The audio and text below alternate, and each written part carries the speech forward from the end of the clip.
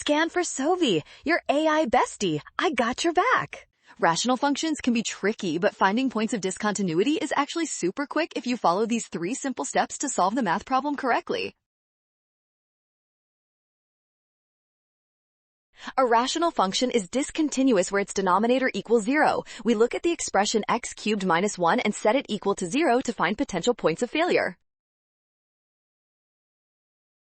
Solving x cubed equals 1 is straightforward. Since we are working with real numbers, there's exactly one real value that satisfies this equation, which is x equals 1. Boom! Finally, we check the numerator. The absolute value of sine x is continuous everywhere. Since the denominator is only 0 at x equals 1, that is our only point discontinuity. Great work! Scan the code, you can learn better with SOVI. Don't skip the denominator, always verify all zeros and check continuity for the final answer.